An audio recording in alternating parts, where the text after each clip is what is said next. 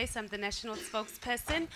We are here today for a press briefing led by our national officials. We have our Treasurer General to my right and your left. We have our national chairperson next to her. We have our Deputy Secretary General at the far right and your left. I'm a bit dyslexic when it comes to left and right. Our Secretary General, our Deputy President has also joined us today, and our Commander-in-Chief, President Julius Malema, will be leading our media briefing. Thank you, President. Oh, this one. Yeah. Thank you. Thank you very much. Our spokesperson and officials, the journalists, and the people of South Africa. The economic freedom fighters has been engaging different role players on constituting a stable government in South Africa following the 2024 general elections, which did not produce an outright winner. We have since the official announcement of the final result met with the leadership of the ANC, MKP, UDM, ATM, Al-Jamaa, and the PAC. Our basis of engagement with all these political parties was based on the principle of constituting a stable parliament and government which will lead South Africa for the next 5 years. As we stated in the press conference we held at the IEC Results Operations Center on the 1st of June 2024, our principles and pillars of negotiations and meetings with all political parties include the following: appreciation of the EFF 7 non-negotiable pillars for economic freedom in our lifetime, service delivery commitments with timelines, particularly on land, jobs, water, electricity, flushing toilets, free education, 24/7 clinics per ward, and houses for all people with disability within a year. Anti-racism, meaning that whatever coalition the EFF participate in must not reinforce white supremacy and Afrikanersdom. Anti-imperialism, meaning that whoever we partner with must not be a puppet or representation of the West imperialist agenda and interests in South Africa. Commitment to African unity for common prosperity and development. Publication of all the concrete agreements reached with coalition partners to avoid a perception that they are secret agreements. Constant and honest engagements and report to the people on the progress made on coalitions. Despite our commitment to unite all opposition parties to completely remove the ANC from power, since it was rejected by 59% of voters of South Africa, we did not and will from now henceforth never meet with the Democratic Alliance and all right-wing Oppenheimer-funded political parties. The DA is our enemy.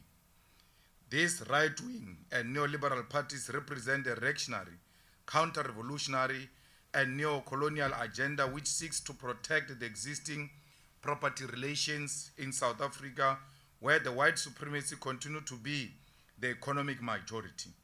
We report to South Africa that we do not have any concrete agreement with the ANC, which has said it will come back to us after the 2 official meetings we held with them.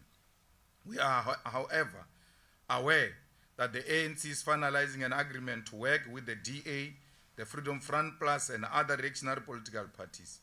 As we said before, the EFF will not participate in a government that includes right-wing and reactionary political parties. The EFF will, however, participate in parliament and provincial legislatures and will contest for position of speakers, deputy speakers, and chairpersons of committees. These responsibilities are not a product of an elite pact, but an electoral outcome which has mandated us to be members of parliament and provincial legislatures. We have communicated this decision and approach to the leadership of the ANC and all other political parties that we had engaged with. In relation to the province of KwaZulu-Natal, the EFF is of a firm conviction that MKP should be given the opportunity to lead the government of KwaZulu-Natal, and we as the EFF will support all processes to constitute the legislature that is led and guided by MKP as the political party that has received the highest number of votes in the province. The EFF continues to be a radical, militant, and revolutionary economic emancipation movement, and will not compromise principle on the altar of political and opportunistic convenience. We remain open to a discussion now and in the future that will result in a government that does not include the DA and the Freedom Front. On a personal account, I've this morning met with the president of the ANC, where we had 4 eyes. And I've expressed the wishes and the decisions of the EFF to him. Key amongst others included that we will not participate, as I've indicated, in the government of national unity, because that is a plan B for the Oppenheimer family. We will not participate with the DA and the Freedom Front in the same cabinet, where NSFAS is going to be converted into a student loan, where minimum wage is going to be scrapped, where the gains of 1994 are going to be reversed. We said to the president this morning that despite the fact that we are not participating in the cabinet, will however request him to ask the ANC to support our candidate for the Speaker of Parliament. And in exchange for that, we'll support the ANC's candidature for president, because we believe that the party which got the highest number should indeed be the party that leads. If they refuse to give us the Speaker, we are prepared to take the Deputy Speaker on condition that the Speaker candidate is from the ANC or from any progressive party, not the DA or the Freedom Front. We further indicated to the President that we are willing to participate in all the committees as chairpersons, and we are not obliged to get as many committees as possible. Whatever the ANC feels comfortable with can allocate those positions to the EFF.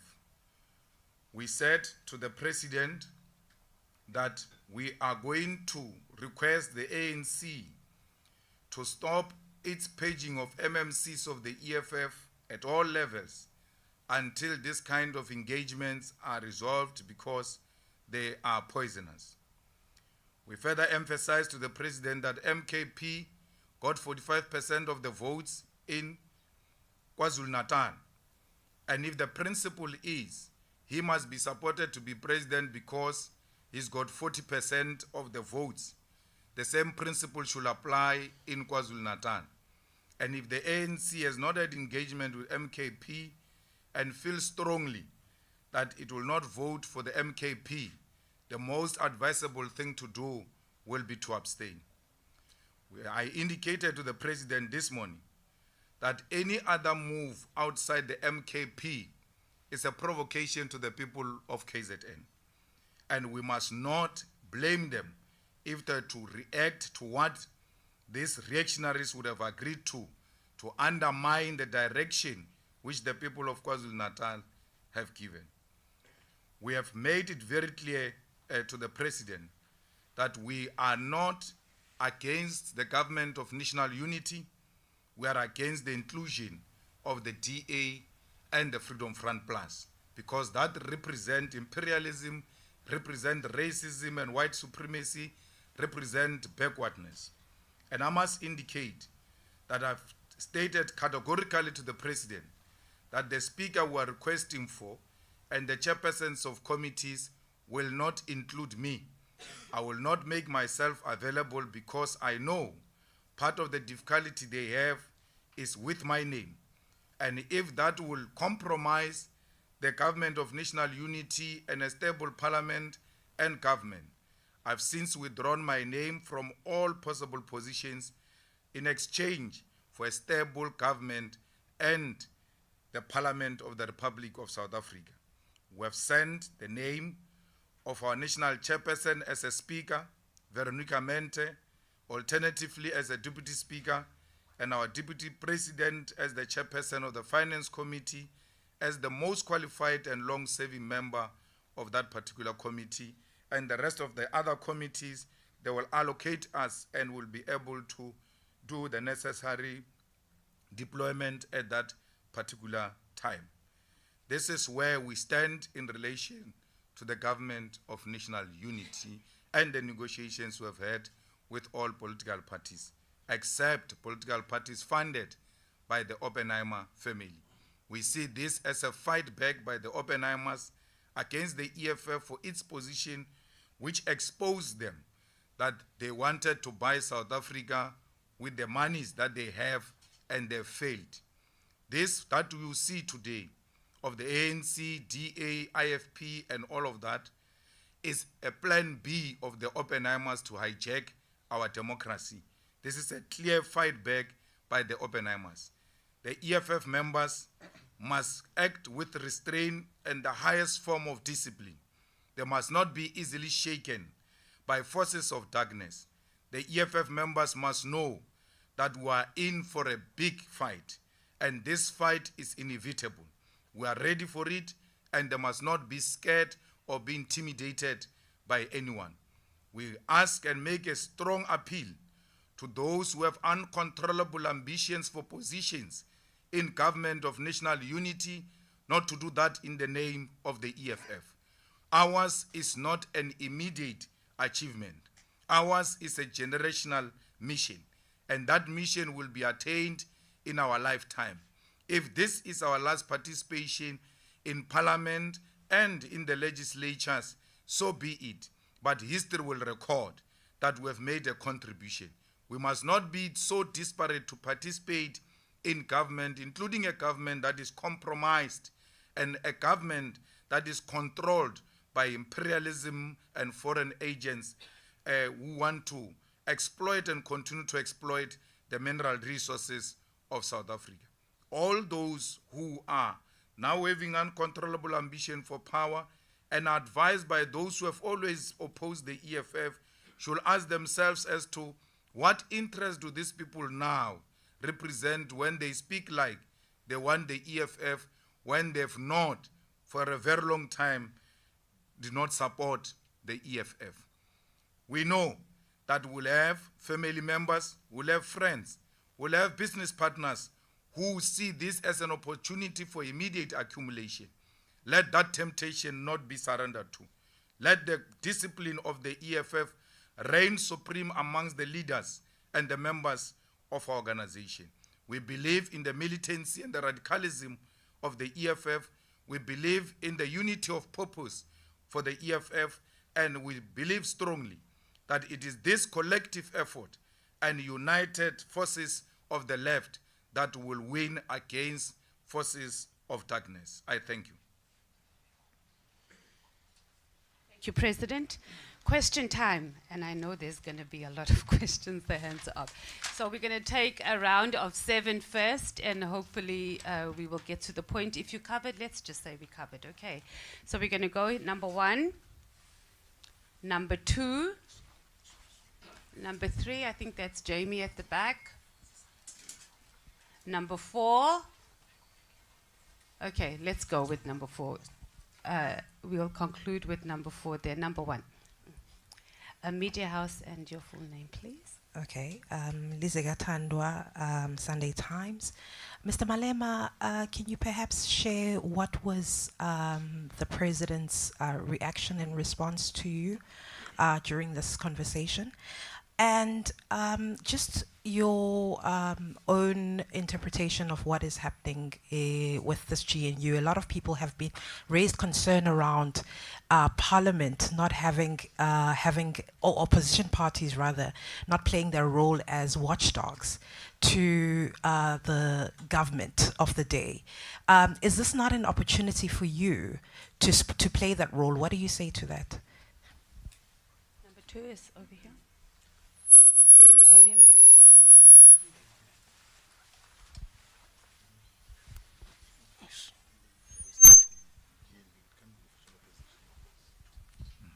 The name is Abdurrahman Khan. I'm from Muslim Matters newspaper.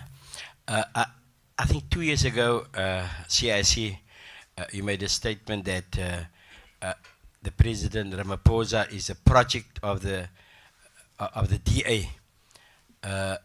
Can you expound on that, what you meant by that, and do you think this is what it is all about, this government of national unity, and they're now in bed with the DA?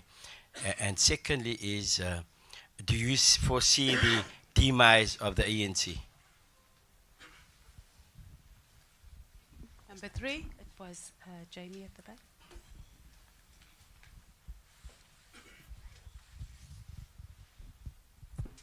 Jamie Mighty from Africa Research Desk. My question is around funding.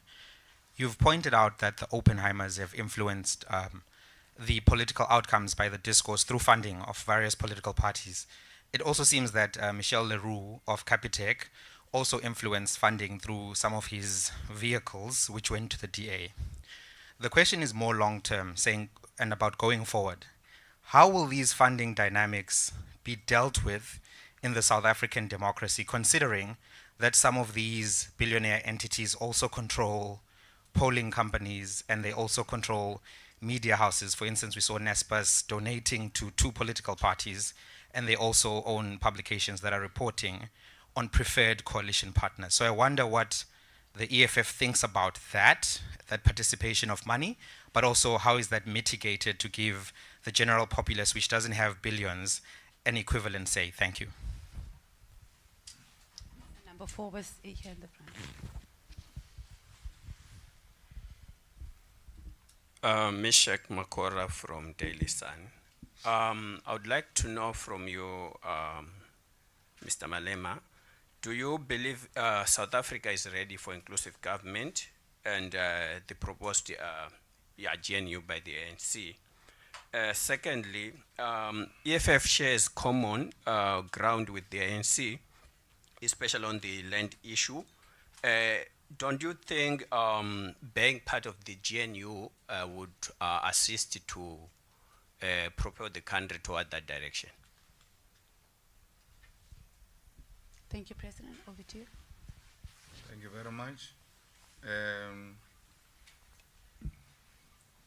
Well, my discussion with the President were cordial, and he appreciated the EFF's offer and said that it shouldn't be very difficult for them to come back to us with a clear, definite answer.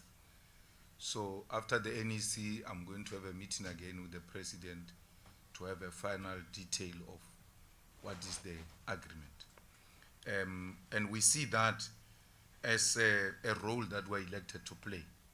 We're not elected to be government, that's why we don't have a majority. But if we play any role in Parliament, that's what we're elected to do. We are members of Parliament, we can be chairpersons of Parliament, we can be Speaker of Parliament. It's a responsibility which the electorate said, go and execute. So playing an oversight will not necessarily only mean that you must be in opposition and without any single position in the legislature or Parliament. We remain an opposition in positions of committees, in positions of deputy speaker or a speaker.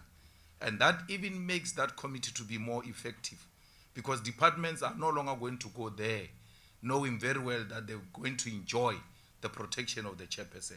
So that will give the EFF the most efficient and effective way of holding the executive accountable. And that's why we think there is no contradiction in doing that. The interpretation I've given to you, it's a plan B. The first plan was to buy South Africa through the funding of political parties. That's why there is a party change which was given more than 30 million. It ended up not participating in the election. Then Rise Mzansi and all kinds of political parties given huge millions. And what did South Africans do? Rejected those millions. So this answers the same question. What are you saying about the future funding by these institutions which have got control over the research institute, which have got control over the media? South Africans are going to become more and more wiser, and they've demonstrated during these elections that they cannot be bought. They rejected millions. The Oppenheimers were dishing out money unashamedly. When we say Oppenheimers, we mean all of those people. Oppenheimer is a representative of those multimillionaire families of the Ruperts and the Minels and all of them who have been pumping money to try and manipulate the political landscape in South Africa, and that has successfully failed. So what do? We retreat back to our traditional political parties and then unite them. The IFP is not an organization outside the Oppenheimers. It was formed by them. Who in his rightful mind will give Tlhabisa 20 million? Because he can't even speak to that 20 million himself. So why would someone say, yes, 20 million to Tlhabisa? To do what with it? Tlhabisa was given 20 million and then he was pushed out of the campaign. The campaign was run by the chairperson and the premier candidate of the IFP in KZN. I found Tlhabisa campaigning in Malamulele. I'm like, what is he doing in Malamulele? That's how much was pushed out of the campaign. But the money was put inside the IFP because the IFP is an entity of the Oppenheimer family. You have all seen at the Prince Mangosuthu Buthelez's funeral, where no less than 4 members of the Oppenheimer family are in attendance. There is a video of them greeting President Ramaphosa at Prince Mangosuthu Buthelez's funeral. The Oppenheimers did not go to Mandela's family. They were not a factor in Mandela's family, a funeral. The Oppenheimers did not go to Obama's lecture in Johannesburg about Mandela, that memorial, what. They were not playing any role. But in the Prince Mangosuthu Buthelez's funeral, they played a prominent role. Why? The Oppenheimers wanted Prince Mangosuthu Buthelezi to be the first black president of South Africa. They never believed in the ANC and Nelson Mandela. That's why when Nelson Mandela's first meetings outside South Africa, he was asked by Britain as to what is going to be the role of Prince Mangosuthu Buthelezi in your cabinet when you win the elections. So Prince Mangosuthu Buthelezi and the IFP have always been the project of the Oppenheimer family. The DA, it goes without saying. They control it. Now, they've got hold on the president of the ANC, and the situation demands that they must all come together. The DA complained and supported the impeachment of the president. The DA complained about Paul Mashatile. The DA complained about all the corrupt people. All of a sudden, they've got nothing to say about those people. That is an indication that someone came to take out the brain and said, we're moving this direction and we don't want to be questioned. Why would all of a sudden the DA see holy and good leadership in the ANC when they've not throughout the years? Is because when the numbers put together, the Oppenheimers see that they will still continue to be in charge. So the ANC played with an opportunity to isolate imperialist forces and the white monopoly capital in South Africa. This was an opportune moment for progressive political formations to come together. The president says to me, we cannot form the GNU without a DA because we want a non-racial GNU. I asked him a question. Are you saying the ANC is not a non-racial organization? Because the ANC is a non-racial organization without the DA. So why would it say, when it comes to government, if there's no DA, we are not non-racial? But when they run their daily activities, including in their constitution, they are non-racial. I said to the president, there are white people in the ANC, in the EFF, in all the progressive formations. White people are found there. If it's about the question of non-racialism, we can still find white people from amongst ourselves. It's not the question of non-racialism. We are not opposed to white people. We are opposed to white supremacy. We are opposed to racism. We are opposed to Afrikanerdom. We are opposed to white monopoly capital. Any other progressive name that gets to be put forward by the president of a white person, Indian person, colored person, African person, as long as that is a progressive name, will support it. I said to the president, we voted for the DA in 2016, where you, comrades, were arrogantly defying and denying us an opportunity to work together in 2016. We said to you, let's work together. You said, no, we don't want to work with you in the arrogant manner you are doing. What did we do? We pulled out where the DA was defeating you. We folded our hands. And I said to him, to show you it's not a question of race, and don't leave here saying I'm anti-white people. In 2016, we refused to participate in municipalities with the DA led by a black person. It was led by Maimani. In Joburg, it was led by Mashaba. We still said, we don't care who are the faces. This organization is a tool for imperialism and for white monopoly capital. So it's not about color. It's about the party that represents backwardness, a party that is a racist organization, a party like Freedom Front that says part of its conditions to go into a coalition is that we must declare Orania as a white Afrikaner land. And you say to us, we must go and participate in such a coalition. We'll never do that. Remember, when you are in cabinet, once you are defeated in argument, those decisions are binding on you. As a disciplined member of cabinet, you must go and defend that Orania must be a land of the Afrikaners. We will not do that. We will rather die without occupying positions in government than to allow white supremacists and racists to thrive. Fighters, inclusive government should not mean a compromise on the principle. We are for inclusive government.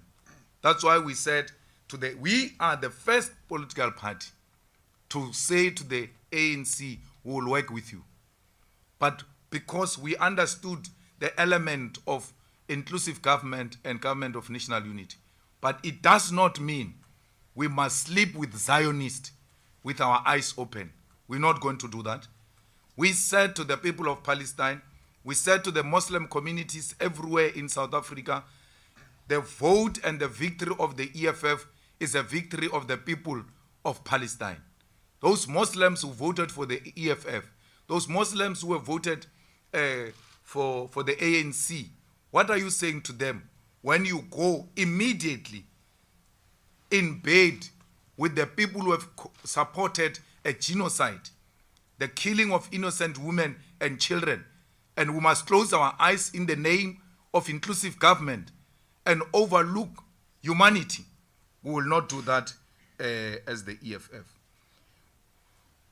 President Ramaphosa has always been a project of these people. From school, he went straight to work for Urban Foundation, to work for the Oppenheimers. President Ramaphosa formed NUM. He has never been a mine worker. He has never been underground. From school straight, he was given money with other colleagues to form an NUM that was funded directly by the Oppenheimers.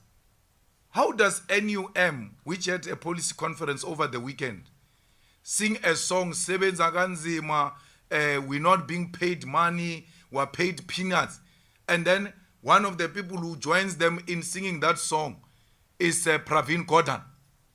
They even get addressed by Pravin Gordhan, who's in cahoots with these mines that are exploiting the mine workers. That's a huge contradiction. It can clearly indicate to you that these people do not mean anything they are saying. So this is the end of the ANC. It is not of our own making. The ANC is not dying because the EFF is growing. The ANC is dying a natural death. With or without Zuma, the projections were the way they are now. Before the formation of MKP, the research showed that the ANC is going to go below 50%. And Mbalula pulled it below 30%. At some point on the board, it went below 40% for real. So this is the end of it.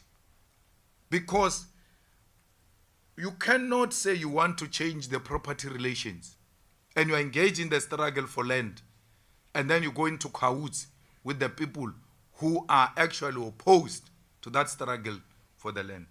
So South Africans, there is a story being peddled that we are flip-floppers because in 2016 we worked with DA and today we say we can't work with DA. Let's put it on record, lazy readers and lazy thinkers and people with a memory of a chicken, go and check those facts. We have never worked with the DA. We said we are going to fold our arms because the ANC was arrogantly engaging us. We folded our arms and the DA dealt with them. And today you want to now turn the whole thing and say the EFF worked with the DA. We never worked with the DA. We never had an MMC under the DA government. We never had a speaker under the DA government. We never asked this, that which we are asking from the ANC, from the DA. This is an opportunity for progressive forces to align. When we say progressive forces, the people say you are saying black parties. There are no black parties. We are not a black party. We are a progressive force of the left. We are saying the progressive forces must align. I told President very clear that maybe sometimes this thing rings nicely in your ear when the DA says we'll work only with the ANC of Ramaphosa. It's not true. The ANC of Ramaphosa lost in Tshwane, in Joburg, in Tekwini, in Ikuruleni, and PE. Why didn't the DA offer the president what he is offering them now? Why didn't the DA say there is no outright winner? Come ANC of Ramaphosa, let's work together in Tshwane. If this situation we're in now, was the DA in this situation with 40% and Freedom Front with 11% and ACDP with 5%, we're not going to be talking these things we're talking. They would have united and isolated all the progressive forces. And I'm not speculating. I'm telling you facts. Go and check in Tshwane, where the DA has got no outright majority. Did it invite the ANC of Ramaphosa because they can only work with the ANC of Ramaphosa? The ANC is under Ramaphosa now, in Tshwane, in Joburg, in Ikuruleni. Why is the DA not inviting him? It is because Ramaphosa suffers from inferiority. He cannot work without white supervision. To invite the DA is to invite supervisors. It's not to invite progressive white people to come and join hands with us to rebuild South Africa. So we reject this government with everything it deserves for as long as it puts in white supremacists, it puts in Afrikanerdom, it puts in colonialism and imperialism. We will not be part of the neo-colonial government. Comrades and everybody else who seek to persuade us otherwise, we are making a plea, leave us alone. If this is our natural death, let us die with our boots on. Thank you, President. We're going to do another round, and hopefully it's the last round. EWN sitting right here in the front. 1, 2, 3, Sunday World. 4, Kaya. I saw you. 5, Newsroom. 6, with the overall, the red, no, it's not quite a red overall. Number 6. Number 1. Also.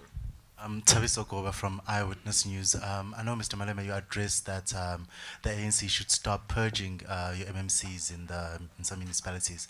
I just want to know, what is the future of your provincial Gauteng chairperson, Kululeko Dunga? Is he going to remain in Ekurhuleni, or is he going to go back to the, or is he going to go to the provincial legislature? Thank you.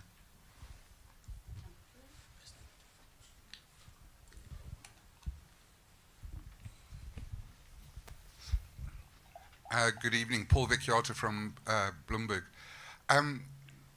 If your suggestion of taking up certain positions by party members in the legislature isn't met, will you be prepared at looking at doing something of forming an opposition party alliance, for want of a better term, against the ANC/DA government So, and with the EFF becoming the leader of that opposition bloc or alliance. Thank you.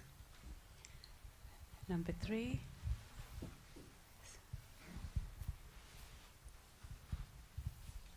Thank you. Good evening. My name is Mawande. I work for the Sunday World. Mr. Malema, as it relates to the purging, as you put it, of the EFF MMCs, as we saw in Ekurhuleni yesterday, and there's already a talk that the ANC has taken a decision that it will divorce the EFF in Ekurhuleni as well as Johannesburg. And in line with what you are saying, that you've requested that be put to a stop. If that doesn't happen, what is the strategy of the EFF as it relates to that? And also, in Gauteng as well, is the EFF willing to support Mr. Panyaza-Lesufi to return as the Premier of Gauteng? We saw that he's been shortlisted as the Premier candidate of the ANC in that province.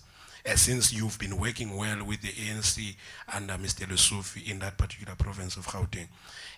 About KZN, you say that you will support the MKP to govern in that province because they got majority of the votes. The question then becomes, is it an informal support or do you have a formal agreement with the MK party? And if you do have a formal agreement, what are the details of that agreement? Do you share the executive or do you want to participate in the provincial legislature? Thank you very much. Number 4 was next, Kaya. Good evening, Mr. Malema. Katleo Sohoto from Kaya 959. Just your sense on what you make of some of the MK internal leadership challenges, especially as we've seen the expelled member, Mr. Jabulani Khumalo, losing his court bids. In your talks with the party, the weight of those internal challenges, how does it affect those possible conversations that you're having with them? And then number 5 is all the way over here.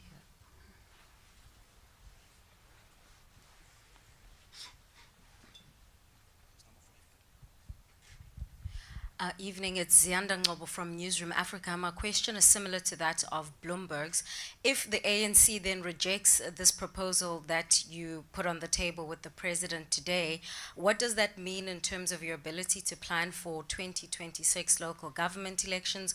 Would it also mean that you would have overplayed your hand if some of your constituency believes that you may have not actually put the best offer on the table and linked to what you've touched on briefly, Mr. Malema, when it comes to the prospects of growth for the organization? Thank you. And number 6, just behind. Hi, my name is Bulelani from SABC. Also, just linked to what Paul has asked. If your demand for the position of Speaker and Deputy Speaker is not met by the ANC, will you be posting a presidential candidate during the vote? And secondly, will you be actively lobbying some of the ANC MPs who are allegedly not in support of the ANC-DA coalition to vote with your candidate? Thank you. President? Thank you very much. The MMC of EFF in Ekurhuleni Dunga he remains a councillor of the EFF in Ekurhuleni, and if we are not finding each other with the president, we are going to withdraw all our MMCs in all areas where we are participating with the ANC. So if by this evening Dunga is not reappointed as the MMC of Finance, all our MMCs in Johannesburg, in Mohale City, in PE, in Ekurhuleni, all of them are going to step down. We're not scared of a fight. They want to bring it on, we're ready for it. And we're not desperate for positions, we have never been. We are here to make a contribution. I just saw this as muddying the waters during the most critical period where we have to find each other.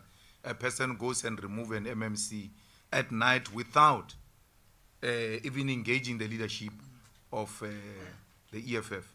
We have had a very good working relationship with the leadership of the ANC in Gauteng. We have had direct communication with the chairperson of the ANC in Gauteng and the secretary. But since the announcement that they are going to work with the DA, those guys have completely blocked us from any form of communication. So don't think you can threaten the EFF by taking away MMCs. We will never be shaken by such things. We are aware that they say they are going to unplug us. We cannot be unplugged by fools. We are going to withdraw ourselves. We are not desperate, and we are going to remain. There is no Dunga who's going to any legislature. He's going to be a councillor, and he's going to fight from the opposition benches in the Ekurhuleni municipality. And the same goes for all of them. So the deputy president must start preparing resignation letters for all of them. That once I meet the president, they say they are not willing to accommodate it tonight, not tomorrow, tonight. Then we know the deal is off. And we can as well just walk away. We are not like Muzwandile Masina, who was desperate till now, bitter to the end, wanting to be a mayor at all costs. So we're not those kind of people who are here for position. South Africa, we have made contribution to the struggle of South Africa at an early age. And it doesn't mean we must exit through ministerial positions or anything. We can exit at any time if the South Africans wish so. But you cannot do away with the kind of contribution we've made in the struggle for the total liberation of our people in South Africa. So be rest assured, we cannot be intimidated by positions. Positions are never anything. Listen to all these ex-prisoners, gangsters, and all of them, how they negotiate. They tell you position from when they enter the gate. No principles, no nothing. The DA has got no principal agreements with the ANC. They've agreed on positions. They actually told him that we want 1, 2, 3, 4 departments, and those departments must be exclusively for us, and you must not interfere. And he says he has refused. He said, no, we can agree on ministries as to which ones, that should be left to the president. And there's no ministry that can be exclusively for white people of the DA. Because cabinet ministry means a collective leadership. So it can't be that there are certain departments which are not accountable to the president. At least if he's honest by that, then we know that there's already a contestation. Right at the beginning, they can't find one another. So let's allow that process to unfold. If the DA goes into government, and this must be known to all of you, if the DA goes into government, the official opposition is MKP. That's what you must know. That's how it works. There's no one who's going to be in government and still be an official opposition. And MKP and ourselves were together. We shall be official opposition together. We'll help each other in that role together. We are more experienced than them. We've been here. And we've got a cordial relationship with them. So even when we are chairpersons of the committees or speakers, we remain opposition. It is allowed. They can't say you are now a chairperson of a committee, you can't be an opposition party. No. The IFP was the chairperson of SCOPA, and it remained an opposition party. So our acceptance of this responsibility, if Veronica becomes a speaker, it doesn't mean anything about EFF being an opposition. It remains an opposition party opposed to the current government.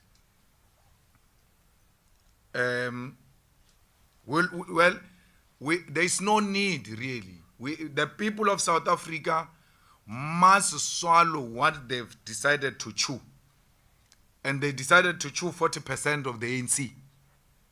So why should you field a presidential candidate for what? That's what they said they want. Why do they go and make decisions and hope someone is going to rescue them from the other side? It's their own decision. They chose load shedding. They chose Ramaphosa. They chose the highest level of unemployment. They chose racism. That's what they chose. So if the ANC fails to come together with progressive formations, we are prepared to sit back. But let's tell you, we'll fully participate in this parliament.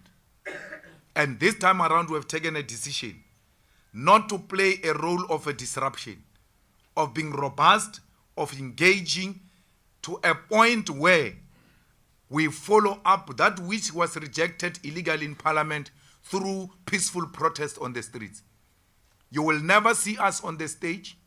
You will never see us fighting with any bouncer, anything of that sort. We are here as a 10-year-old organization with mature parliamentary politics, well experienced, to make sure that the views of those who voted for us are well represented. From now onwards, when you say there is a racist at our work, we check the historical tweeting of yours. If you have been tweeting ANC, DA, go and fight with those white people alone.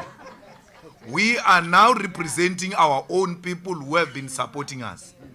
Skatele manje. Skatele. We are with our people. And let me reassure you, this party is going to grow. This deal is the best deal you can ever think of. We did this deal almost the same in 2016. What happened after 2016?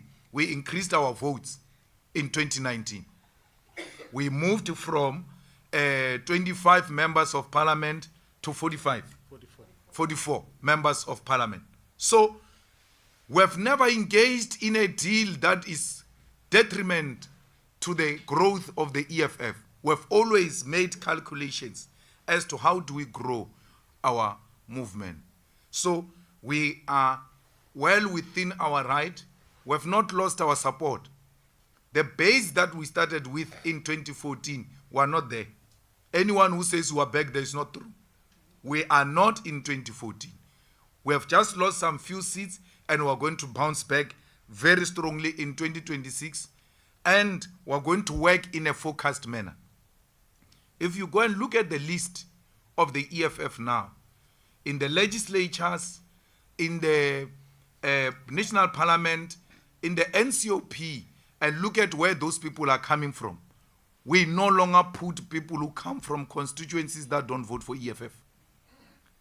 We are now choosing people who are choosing the EFF. We are a national organization, we'll find footprint everywhere. But we're not going to have, for instance, over-representation of people of KwaZulu-Natal in this parliament when they've not given us anything. They will get what is proportionate to what they gave us in these elections. And that applies to everyone. So we need to make sure that we all, if we need the assistance of the EFF, let's vote for the EFF. After the election, someone sends me a video of a community drinking water from a well. A well is like a hole. So they take water with a cup, put in a bucket. They say, no, can you do borehole for these people? Then I said, that's fine, we'll do a borehole. Send me the VD results of that voting station. And then they said, ANC, so why are you sending me this? Go where you voted. You don't know where you voted. Why are you coming to me? So when a water comes from a well, it tells you that there's too much water underground. Even when you drill a borehole, you are not going to struggle. Yet an ANC councillor does not drill a borehole. The ANC municipality does not drill a borehole. The ANC government does not drill a borehole. The EFF must go and drill a borehole. No, we now know the VDs that have voted for the EFF, and those are the people who are going to service. It doesn't mean we can't grow our base into the other constituencies, but as a party, you need to have your priorities right. Otherwise, you are going to undermine your growth. You are going to invest your resources where there are no dividends. We need dividends now. I'm really pleading, whether we like MKP or we don't like MKP, if you want peace in KwaZulu-Natal, which is not going to be instigated by MKP, which is not going to be instigated by EFF, that violence, the people are going to rise. If you go against the wish, you know, in KZN is West, the MKP get 45%. The second party gets 18%. And you still think you can overlook that party? I told President Cyril Ramaphosa, I said, your own rules on coalition say a party with the highest number must be the one that lead. Please allow MKP to lead. Do not undermine the voice of the people of KwaZulu-Natal if we respect democracy. And we make that plea that please allow MKP to lead in KwaZulu-Natal. We are not in any formal agreement with them. We are not for any cabinet position in KwaZulu-Natal. We are not for any speaker. We are not for anything. When we get invited, only then we'll look at what are the nitty-gritties of such an invitation. We have never had such a discussion with MKP. We are supporting MKP in KwaZulu-Natal from a principled point of view that says the party with the majority must be the one that lead. The DA, these hypocrites, have been advocating for that. When they've refused to give Action SA mayorship, when they refused to give their partners mayorship, they always said, we are the one with the highest number, and therefore we can't give you the mayorship. What has changed in KwaZulu-Natal? Why is the DA not applying the same principle? Why is the ANC not applying the same principle? So we are going to stick to this principle as the EFF. Be rest assured, fellow South Africans, the MKP will overcome its internal leadership squabbles. It comes with the territory. There is no single organization that was formed and never faced leadership challenges. There was Mutletama here, who had to run all over the streets of Cape Town being chased by Bernard Joseph. So what I say, we had our own share, and look at us now. We are in a much more stable way.